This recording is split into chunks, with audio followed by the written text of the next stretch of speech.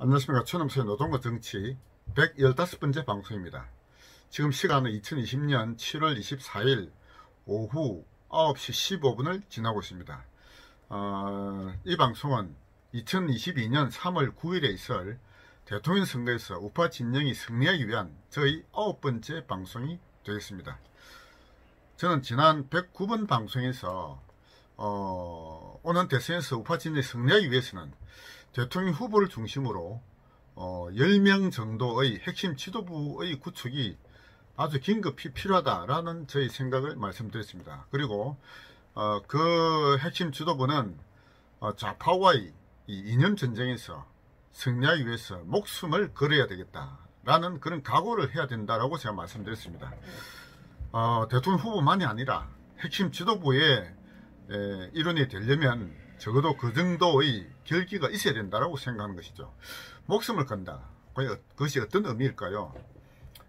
다른 무엇보다도 이것을 최우선적인 과제로 생각을 하고 모든 것을 던져야 한다. 이런 뜻이라고 봅니다. 오는 대선에서 또다시 좌파가 집권한다면 우리 대한민국은 그야말로 망한다. 우리 아이들의 미래는 그야말로 지옥으로 떨어질 것이다 라는 각오를 하고 이 일에 뛰어들어야 한다 라고 저는 생각하고 있습니다. 뭐 목숨까지 걸어야 될 것이냐? 자, 오늘 이 방송 왜 그런 생각을 제가 하게 됐는지에 대한 말씀을 드려보고자 합니다. 소위 좌파와의 싸움, 좌파의 핵심은 공산주의자죠. 공산혁명을 이루고자 하는 그들이 좌파의 핵심이라고 할 수 있습니다. 공산주의자, 그 앞에 사회주의자, 사회주의 공산주의를 책으로만, 이론으로만 공부를 하다 보면은 그것이 무엇이 나쁜지 잘 이해가 가지 않습니다. 근본적으로 이 사회에서의 뭔가 눈으로 보이는 여러 가지 불평등, 모순, 부조리 이런 것들에 대해서 그것을 다 바로잡고자 하면서 약자들을 위해서 뭔가 강자들, 가진 자들의 반성을 촉구하고 이 사회를 보다 평등한 사회로 만들고자 하는 그들의 얘기들은 과연 그것이 나쁜 것이냐? 말로만 들어보면은 그렇게 나쁘다고 생각되지 않는 것이 많죠. 어떻게 보면은 그 종교적 정신, 기독교적 어떤 하나님 앞에 모두 평등하다 라고 하는 그런 정신하고도 일맥상통하지 않습니까? 기독교가 그 사후에 어떤 천국을 보장한다고 한다면 공산주의는 이 땅에서 지상 낙원을 구축하려고 했던 것이라고 봅니다. 그들이 최초의 그런 어떤 그 목표라 그럴까요? 그 자체는 과연 나쁜 것이다 라고 보기는 어렵죠. 어떤 면에서 약자를 동정하고 강자가 가지고 있는 그런 여러가지 기득권에 대해서 분노하고 이러면서 세상을 보다 공평하게 만들려고 하는 것은 어떻게 보면 누구나 가지고 있는 어떤 그 정의감과 일치되지 않습니까? 젊었을 때는 저는 누구나 그런 생각을 다 할 수 있다고 봅니다.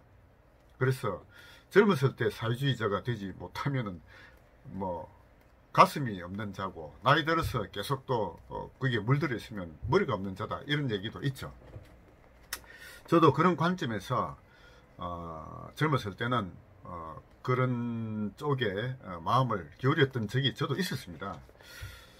그런데 그런 그 소위 좌파 보다 더 이 사회에서 보다 공정하고 정의로운 나라, 이 땅, 불평등과 억압과 차별이 없는 그런 세계를 만들어 보자 하는 것은 어떻게 보면 참으로 아름다운 얘기죠. 그래서 그러한 생각을 가진 이론으로만, 말로만 그런 생각을 가진 사람들의 생각을 바꾸기는 매우 어렵다고 봅니다. 저 같은 경우도 그런 생각에서 그게 아니다. 어떤 시장의 경쟁을 통한 창의로운 것이야말로 오히려 인간의 자유로운 더 보장받을 수 있고 모든 사람이 더 잘 살 수 있는 그런 사회다라고 하는 쪽으로 제 생각이 바뀌게 된 것도 저희 경우를 보면 그렇게 바뀌는 한 10년 정도 걸렸습니다. 예. 제가 저희 그 최노무사의 좌파 탈출기라는 저희 개인의 어떤 그 말씀을 드린 적이 있죠. 10번 방송, 11번 방송 두 번에 걸쳐서 저 자신의 말씀을 드린 바가 있습니다. 그때 제가 그 소위 좌파에서 우파로 이렇게 뭐 바뀌게 된 계기는 저는 두 가지였다고 제가 말씀드렸습니다. 첫째는 제가 노무사로서 실제로 노동 사건을 담당하면서 그런 것을 점점 느꼈다고 말씀드렸죠. 제가 노무사 시험 칠 때만 하더라도 근로자가 약자고 그들을 위해서 내가 뭔가 해야 되겠다라고 생각했던 것입니다. 그것이 좌파적 가치죠. 뭐 그 가치 자체가 나쁘다고 생각하지는 않습니다. 그러나 노동사건을 접하면서, 그러니까 그 현실에 접한 것이죠. 그러면서 근로자들이 주장하는 그 주장과 상대방인 사용자도 만나고 하는 그런 과정을 계속 반복함으로 해서 현실적으로는 근로자들의 주장이 오히려 너무 지나친 것이고 사용자들의 반론이 그게 더 정당하다, 이런 경우를 제가 너무나 많이 봐왔습니다. 그래서 저는 저희 노동사건을 함으로 해서 점차적으로 점진적으로 좌에서 우로 이렇게 바뀌어졌던 그런 케이스다라고 볼 수 있습니다. 뭐 책을 통해서 이론을 통해서 바뀐 건 아닙니다. 저희 어떤 현실 경험을 통해서 제가 바뀌었다, 이렇게 볼 수가 있죠. 그리고 제가 결정적으로 그 바뀌게 된 것은 소위 그 텔레비에서 북한에서 탈출한 탈북자들의 얘기를 담은 이만갑이란 프로가 있지 않습니까? 채널 A의 이만갑, 이제 만나러 갑니다. 그 프로를 우연히 보면서 북한에 대한 제 생각이 완전히 바뀌게 됐습니다. 북한을 탈출한 탈북자들의 얘기들, 그들이 왜 그 고향을 등지고 목숨 걸고 탈북했는지, 그리고 그 과정에서 부모, 형제, 자매가 이산 가족이 된 사정을 들으면서 제가 생각했던 북한에 대한 막연한 어떤 그 환상 같은 것이 깨어지는 것을 제가 느꼈습니다. 제가 학교 다닐 때 배웠던, 책으로 배웠던, 뭐 배웠다기보다는 그 당시에 주로 이영희 교수입니까? 이영희 교수가 아니죠. 뭐 기자 출신인데 전환시대 논리라든지 우상과 이상, 뭐 파르기인과의 대화, 이런 책을 저희 대학 시절 때 읽어보고 토론하고 그런 걸 많이 했습니다. 그리고 그와 관련된 뭐 유사한 다른 책들, 조정래 태백산맥도 참 재미있게 잘 봤고요. 그러면서 소위 그 민중들을 위해서 투쟁하는 사람들의 삶, 거기에 대해서 저는 공감을 했던 것입니다. 그리고 이제 북한의 김일성이 항일 독립 투쟁을 했던 민족 지도자라고 하는 것도 받아들였고요.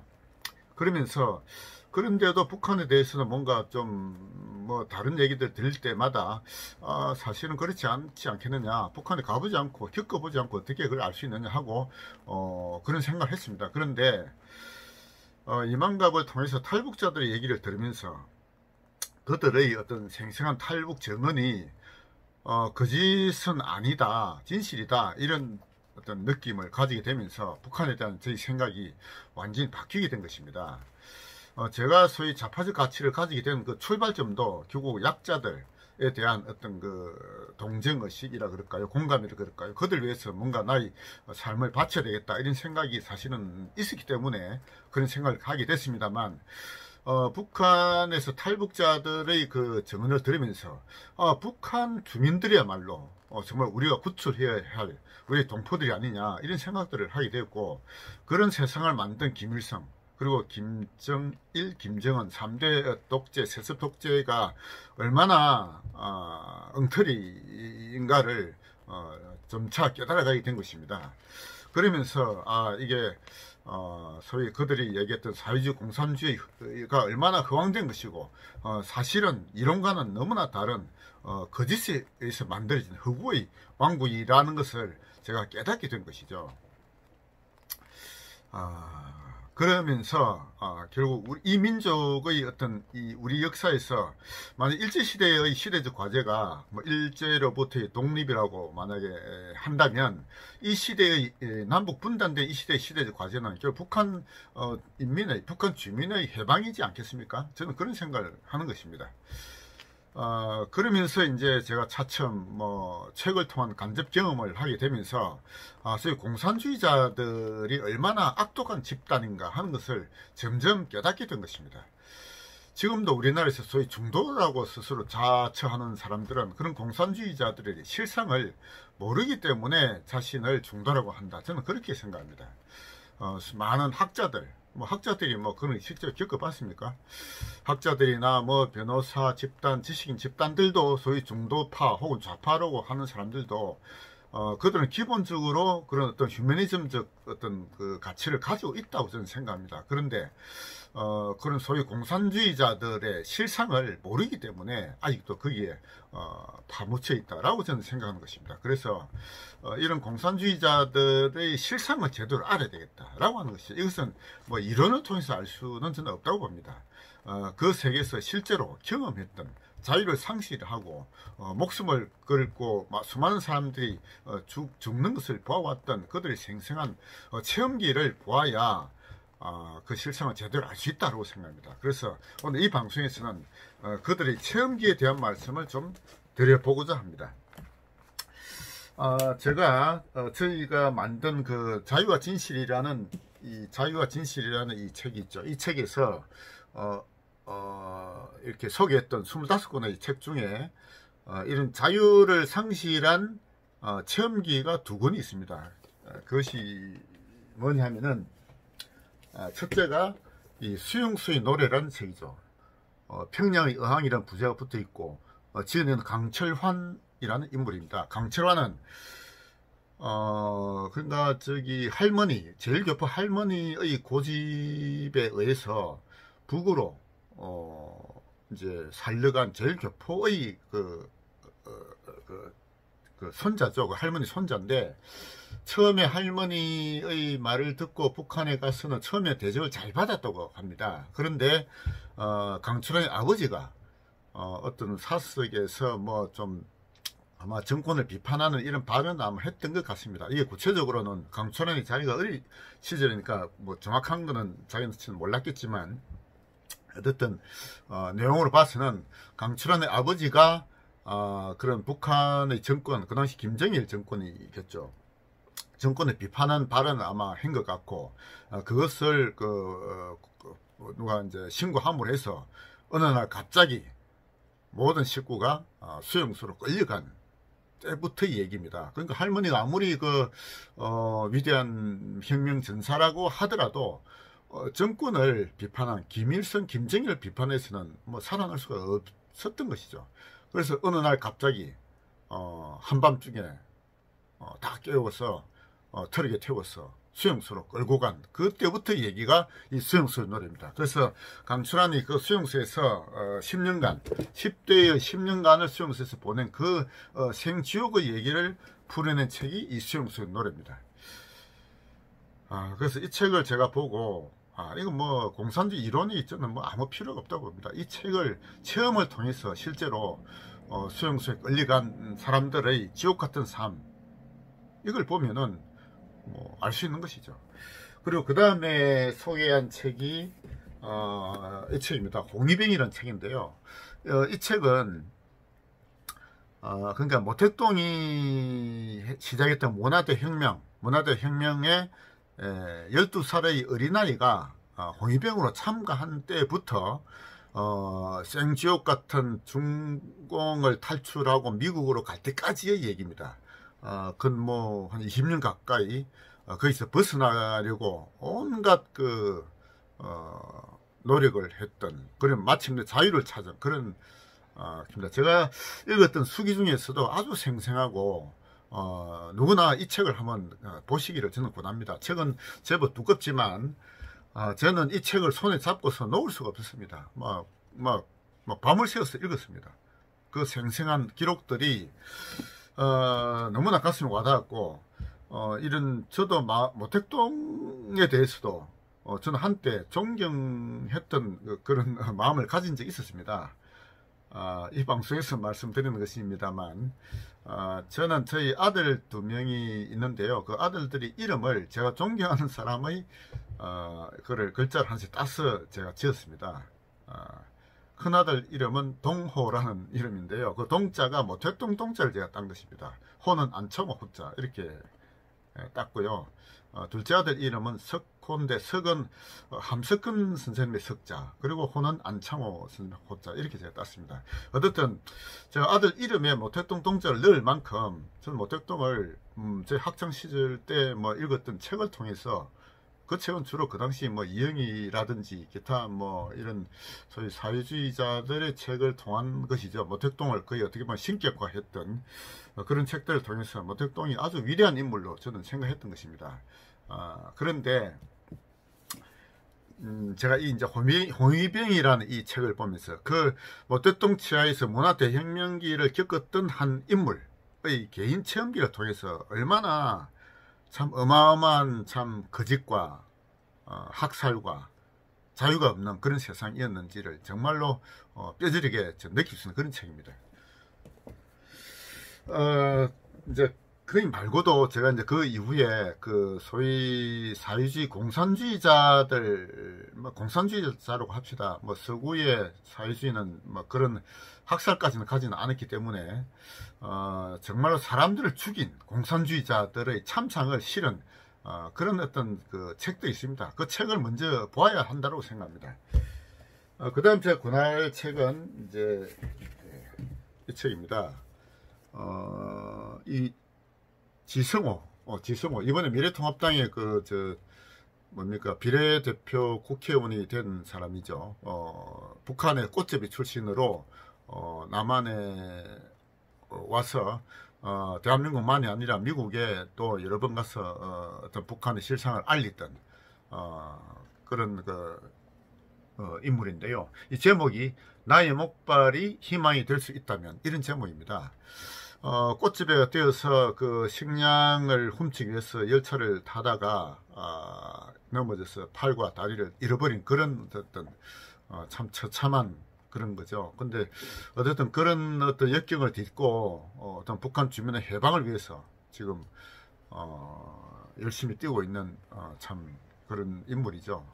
이 지성호의 이 책. 그래서 북한의 탈북민들이 쓴 뭐 여러 가지 수기가 있습니다만, 제가 읽은 책 중에는 이제 이 두 가지 책을 권합니다. 이 강철환이 쓴 수용수의 노래, 그리고 지성호가 쓴 나의 목발이 희망이 될 수 있다면, 이 두 책이 북한의 실상을 제대로 밝힌 그런 책이다 볼 수 있습니다.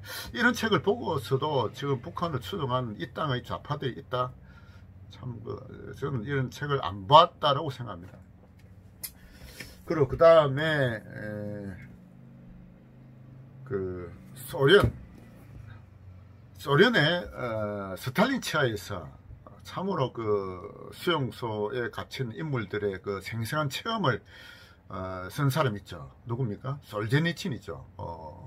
노벨 문학상을 탔습니다만, 이 솔제니친의 수용소 군도라는 책이 있습니다. 이 수용소 군도는 소설이라기보다는 논픽션이다, 뭐 이렇게 봐야 될 것 같습니다. 솔제니친 자신이 깜빵에 어느 날 갑자기 재판도 없이 그냥 끌려간 그러면서 11년 동안의 수용소 생활을 하면서 그 수용소에서 만난 많은 인물들에 대한 얘기들을 담은 책이 이 수용소 군도입니다. 스탈린 체제 하에서 얼마나 참 이런 감옥에 갇힌 사람들, 그러니까 그 스탈린이 레닌 이후에 스탈린 정권을 잡으면서 정권을 더욱 공고히 하기 위해서 차근차근히 그 반대파를 숙청했던 그런 과정들을, 그리고 잡혀왔던 사람들의 말을 통해서 생생하게 밝힌 인물이 솔제니친입니다. 솔제니친 수용소 군도를 통해서, 여기서는 뭐 사람이 몇 명 죽었다 이런 건 안 나옵니다만, 수용소에 갇힌 사람들의 생활을 통해서 소련이 그야말로 얼마나 그 전체가 그런 감방이었느냐. 그러니까 공산사회는 그야말로 감옥소인 것입니다. 그 사회 전체가. 예, 그러면서 수많은 사람이 거기서 또 죽고 이런 과정을 또 거쳤죠.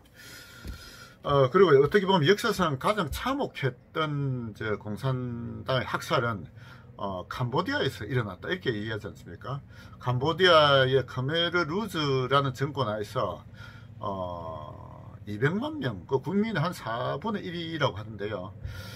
200만 명이 학살당한, 그러니까 소련이나 중공, 뭐 북한 이쪽은 이런 인민을 그야말로 학살했다기보다는 어떻게 보면은 그 체제가 사람을 굶겨 죽인 것이 훨씬 많았다. 굶겨 죽이고 가둬 죽이고 이런 것이 많았지만 khmer-rouge는 실제로 학살을 했다는 것입니다.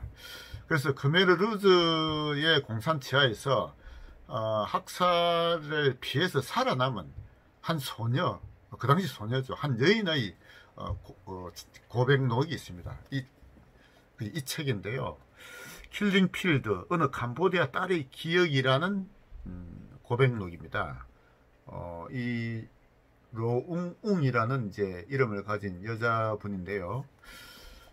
이분이 이제 그 킬링 필드 khmer-rouge 정권이 시작하면서부터 거기로부터 이제 그 핍박받은 가족사를 기록한 책입니다. 그래서 이 책을 통해서 한 그 소녀가 그 당시에 본 그런 어떤 그 참혹한 실상들을 이렇게 잘 기록한 책이다, 이렇게 볼 수 있습니다. 그래서 이런 책들은 개인의 어떤 그 기록이라고 볼 수 있고요. 물론 개인의 기록을 통해서 뭐 생생한 어떤 체험을 저희가 느낄 수 있습니다만, 좀 학술적인 관점에서 방대한 자료를 가지고 조사한 책이 있습니다. 저는 뭐 그 책을 지금 현재 보고 있는 중인데요. 소위 중국의 모택동, 이 그 중국 공산화를 통해서 얼마나 많은 사람을 죽였는지에 대한 실상을 많은 자료를 통해서 실증적으로 제시한 책입니다. 참 저는 이 책을 보고 공산주의의 그 사람에 대한 학살을 너무나 쉽게 하는 그런 어떤 생각들을 보면서 그야말로 어떻게 보면 치를 뜬다, 이런 느낌을 가졌습니다. 그 책은, 책이 좀 두꺼운 책이 세 개가 있는데요. 프랑크 디퀘트라는 사람이 지은 3부작입니다. 중국 그 모택동이 인민을 얼마나 죽였는지에 대한 기록이다, 이렇게 보시면 됩니다. 1권, 2권, 3권인데요. 1권은 해방의 비극, 1945년부터 1957년까지를 적었고요. 2번은 마오의 대기근이라 해서 대약진 운동을 마오쩌둥이 모택동이 했거든요. 그 대약진 운동을 통해서 하루빨리 영국을 따라잡아야겠다. 스탈린이 미국을 따라잡는다 하니까 모택동이가 영국을 따라잡겠다 하고 이제 부르짖고 시작이 대약진 운동입니다. 그 대약진 운동을 통해서 무려 4,500만 명 정도의 사람이 굶어 죽었다고 합니다. 참 너무나 이 일 역사에서 그런 적은 한 번도 없었죠. 이 4,500만 명, 우리나라 인구에 해당되지 않습니까? 그를 굶겨 죽인 자가 모택동입니다. 예. 그리고 이제 요 3은 문화대혁명. 이 문화대혁명이 이제, 그러니까 그 대약진 운동을 통해서 수천만 명이 굶어 죽다 보니까 모택동의 군의가 땅에 떨어졌죠. 그러면서 이제 그 모택동을 권력에서 이렇게 몰아내고자 했던 일련의 움직임이 있었는데, 그것에 대한 반격으로 모택동이가 한 게 문화대혁명입니다. 그러니까 그 아이들을 동원한 거예요. 아주 어린 아이들, 국민학생, 중학생 이런 애들 동원해서 홍위병으로 만들었던 인물이 모택동입니다. 그래서 문화대혁명을 통해서 아무것도 모르는 아이들을 모택동이의 앞잡이로 내세워가지고 자기들의 반대파를 숙청한, 그게 문화대혁명이었던 것입니다. 그래서 문화대혁명의 그 한 인물로 그 자신을 기록한 게 제가 소개한 이 홍위병이라는 책이죠. 문화대혁명에서 동원된 그 도시의 학생들이 바로 얼마 안 있어서 다 농촌으로 쫓겨갔습니다. 그래서 그때 농촌으로 쫓겨간 학생들 숫자가 1,700만 명이나 된다고 합니다. 참 공산주의가 아니면은, 중국이 아니면은 도저히 생각할 수도 없는 숫자죠. 자, 그래서 제가 이제 오늘 이 방송에서는 우리가 우파 진영에서, 이 이념 진영에서 이기기 위해서 우파 진영의 그 지도부는 목숨을 걸어야 된다라고 제가 말씀을 한 것입니다. 그냥 이론만 가지고 듣기 좋은 얘기하고는 안 됩니다. 좌파들이 그 공산주의자들이 했던 인류 역사상 저질렀던 뭐 북한에는 300만 명이 굶어 죽었다 하지 않습니까? 어쨌든 저 목숨을 파리 목숨같이 생각하는 자들이 공산주의자들입니다. 지금 우리나라에서 그동안 좌파들이 뭐 박원순부터 해서 박원순 역으로 해서 박원순 뭐 노회찬 노무현 다 자살했다고 하지 않습니까? 과연 자살인지 타살인지도 알 수가 없는 것이죠. 그래서 사람의 생명을 진짜 그 너무나 파리같이 여기고, 그리고 사람의 목숨을 그들은 혁명의 도구로 생각하는 것입니다. 전태일이가 뭐 노동운동의 위대한 인물로 참 좌파에서 칭송받고 있지만, 전태일이가 분신 자살할 때 옆에서 라이트에 불 질릴 수 있는 인물이 있다고 하지 않습니까? 전태일 스스로 그 라이트에 불 붙인 건 아닙니다. 옆에서 누군가가 불을 붙인 것입니다. 그리고 뭐 그 당시 수많은 폭동들을 봐도 뭔가 시체를 앞세워 가지고 그들은 대중을 선동해 왔던 것입니다. 그런 관점으로 저희는 그 공산주의자들 얼마나 악도하고 얼마나 생명을 경시하는지를 뼈저리게 느껴야 됩니다. 또다시 그런 세상이 와서는 안 되지 않겠습니까? 우파 진영의 핵심 지도부가 될 분들은 그런 목숨 걸고 해야 된다라고 생각하는 것입니다. 그래서 그런 좌파들의 어떤 생명 경시 사상, 사람 목숨을 파리같이 여기고 혁명을 위해서는 수백만 명, 수천만 명을 죽인 사람들이 공산주의자들입니다. 그 명심하시기 바랍니다. 감사합니다.